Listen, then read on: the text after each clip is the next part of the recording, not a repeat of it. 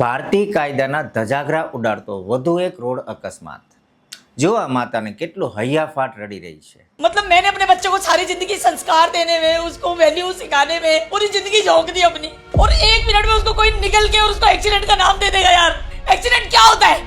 जानबूझ के गलती करी हुई एक्सीडेंट होती है। पूरी दुनिया को पता चले कैसे मारा है मेरे बच्चे को। उसके सर से लेके प्राइवेट पार्ट तक एक पार्ट नहीं बचा उसकी बॉडी का।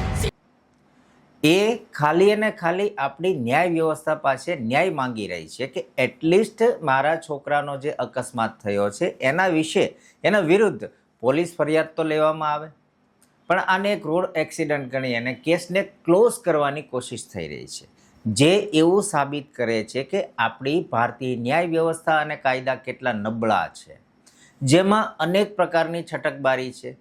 સારામાં સારા વકીલો રાખી અને કોઈ પણ રીતે આ લોકો છટકી જાય છે।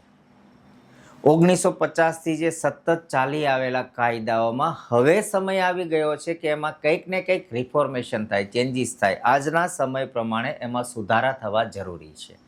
એમને એમ કાયદા ચાલશે તો આ મધ્યમ વર્ગ એટલે સામાન્ય જનતા જે છે એનું કોણ, એની સહાય કોણ કરશે?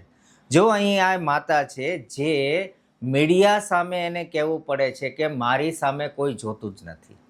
હકીકતમાં કાયદો તો પ્રજાના રક્ષણ માટે છે, પણ આજે એવું દેખાય છે કે કાયદો એ પ્રજાના રક્ષણ માટે નથી પણ પ્રજાના ભક્ષણ માટે છે।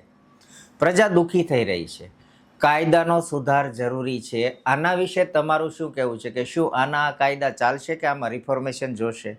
કારણ કે આમાં તો એવું દેખાય છે કે આપણે રસ્તામાં ઘરેથી બહાર નીકળીએ, આપણે આપણો પરિવાર કે આપણા બાળકો, આપણે એવું જ કહેવું પડશે બાળકોને, ભાઈ તમે તમારું ધ્યાન રાખજો, જો અકસ્માત થશે તો તમને બચાવવાવાળું, તમારા પક્ષે ઊભા રહેવાવાળું ભારતમાં કોઈ નથી। આના વિશે તમારું શું કહેવું છે નીચે કોમેન્ટ જરૂર કરજો અને આ વિડીયોને મેક્સિમમ ટુ મેક્સિમમ શેર કરજો।